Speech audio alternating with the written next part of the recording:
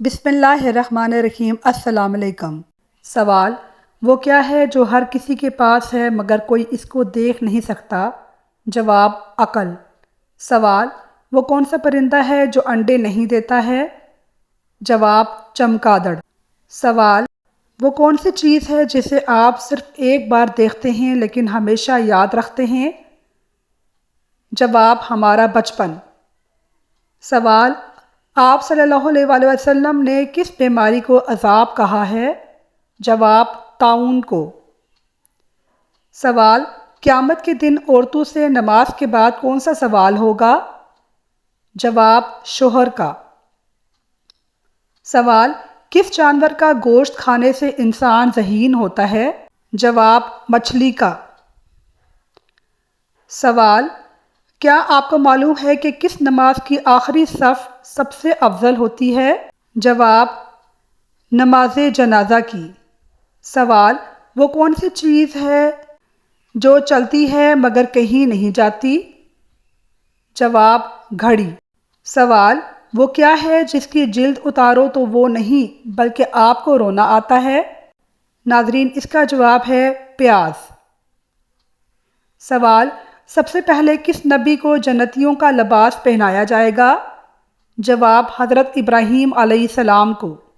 سوال: وہ کون سا پھول ہے جو سونگا نہیں جاتا لیکن اسے کھایا جاتا ہے؟ جواب: گوبھی کا پھول۔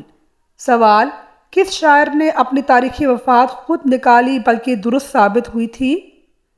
جواب: مومن خان مومن نے۔ سوال: کون سے صحابی قرآن مجید کی ایک آیت سن کر ایک مہینے تک بیمار رہے؟ جواب: حضرت عمر رضی اللہ تعالیٰ عنہ۔ سوال: کیوں اسلام میں خنزیر کا گوشت حرام ہے؟ جواب: خنزیر کا گوشت اسلام میں اس کی ناپاکی اور صحت کے لیے نقصان دہ اثرات کی وجہ سے حرام قرار دیا گیا ہے۔ سوال: اسلام میں سود کیوں حرام ہے؟ جواب: سود کو حرام قرار دیا ہے کیونکہ اس سے معاشرتی ناانصافی اور ظلم کو فروغ ملتا ہے۔ ناظرین، ہمارا اگلا سوال ہے کہ اسلام میں مرد اور عورت کے حقوق برابر کیوں نہیں ہیں؟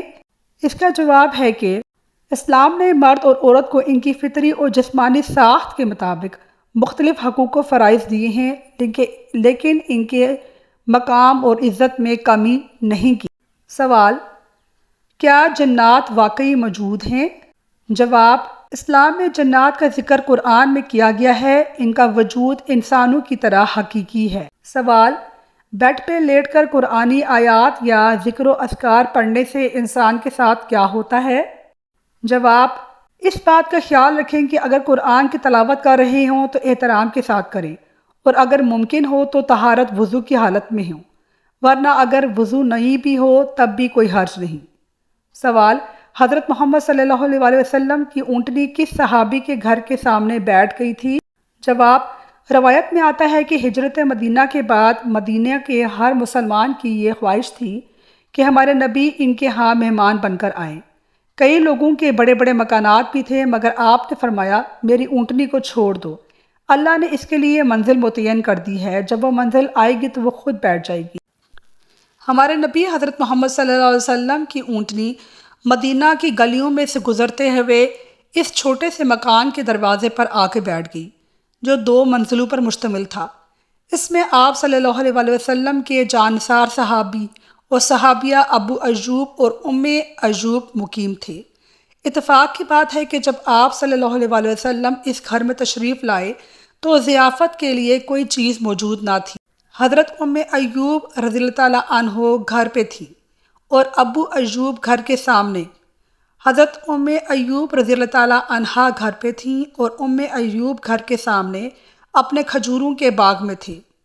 جب انہیں معلوم ہوا کہ حضور صلی اللہ علیہ وآلہ وسلم ان کے ہاں تشریف لائے ہیں تو فوراً کھجوروں کا ایک تازہ خوشہ کاٹا اور حضور صلی اللہ علیہ وآلہ وسلم کی خدمت میں لا کر پیش کر دیا۔